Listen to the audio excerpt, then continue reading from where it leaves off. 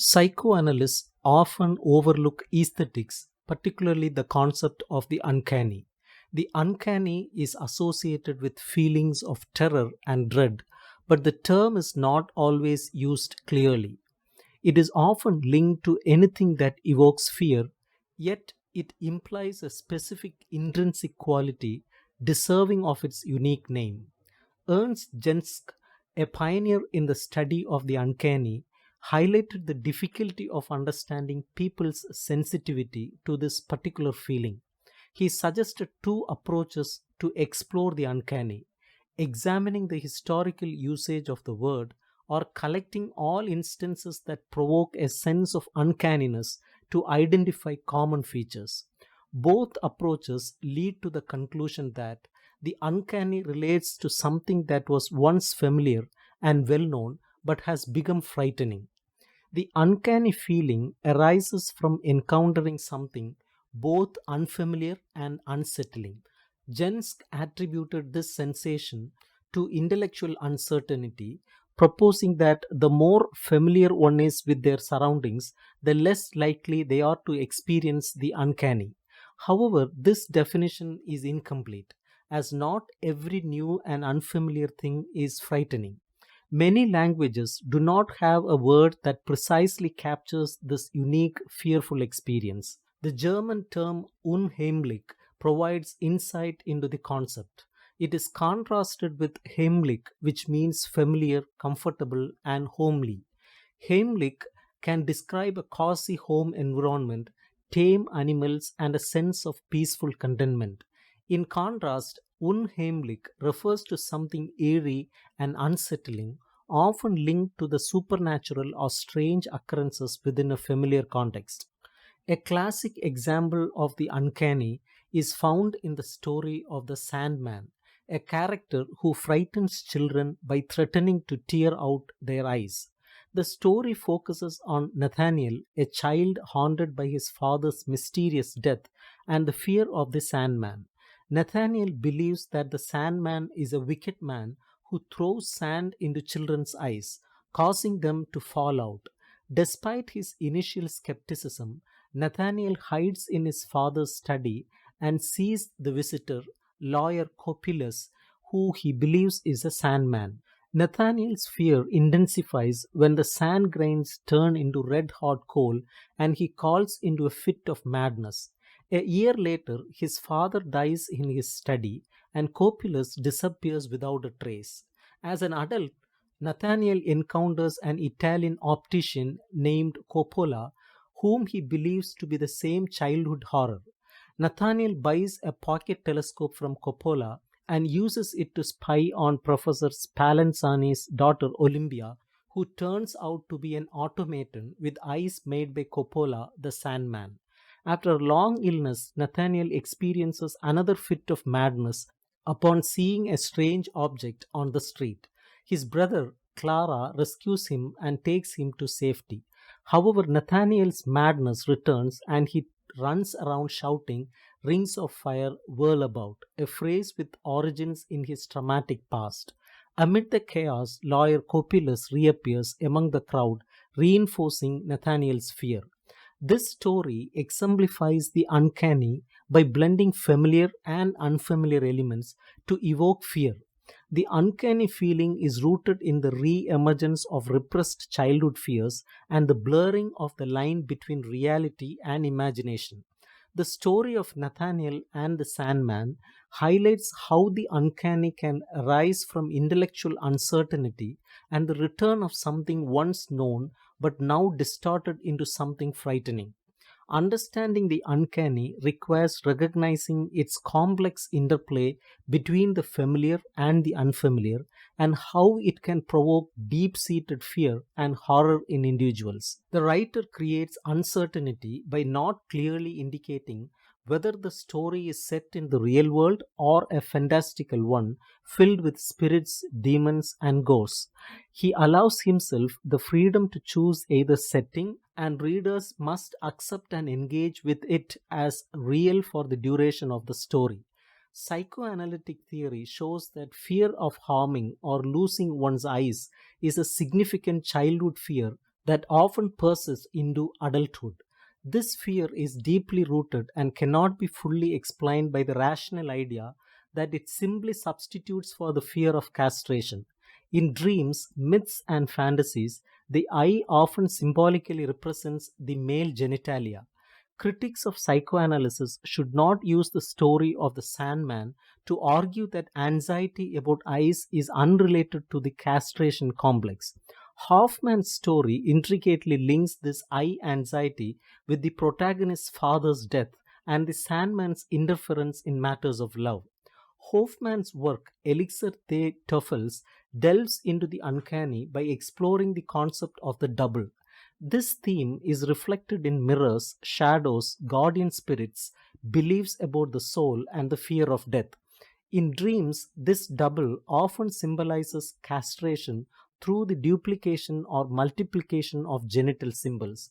Hoffman's stories effectively use the uncanny to evoke deep seated fears, particularly those related to the eyes and their symbolic meanings. These themes, connected to broader psychoanalytic ideas about childhood fears, the castration complex, and the concept of the double, enriching the narratives with psychological depth and complexity. The idea of the double or a duplicate self does not simply vanish as a person outgrows primary narcissism, a stage of development characterized by self centeredness. Instead, this concept can gain new significance during the later stages of ego development. Over time, a part of the mind develops that can oppose and monitor the rest of the ego, a sort of internal censor. This part can become somewhat detached from the main ego and recognizable to a skilled observer. Experiences that evoke uncanny feelings often occur under specific conditions and situations. For instance, wandering through deserted streets in Italy or finding oneself in a dark, unfamiliar room can trigger such sensations. These experiences can evoke a sense of helplessness and eeriness, similar to feelings experienced in dreams. The mind's tendency for involuntary repetition can create an uncanny atmosphere, making us feel as if events are fated or unavoidable. However, the effect of the uncanny, particularly its similarities to early childhood psychology, is a complex topic.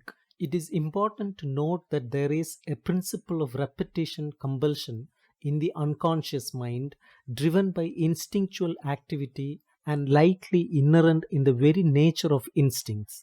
This principle can override the pleasure principle, giving certain aspects of the mind their demonic character and being clearly expressed in the behaviors of young children. In the case history of an obsessional neurotic, the patient could easily produce examples of uncanny coincidences. All obsessional neurotics can relate similar experiences where accidents or deaths seem to have cast a shadow in their minds before occurring. One of the most widespread forms of superstition is the fear of the evil eye. People who possess something valuable and fragile often fear the envy of others, projecting the envy they would feel if they were in the other person's place. When someone stands out due to noticeable or unattractive attributes, there is a tendency to believe that their envy could rise to such heights that it converts into effective action.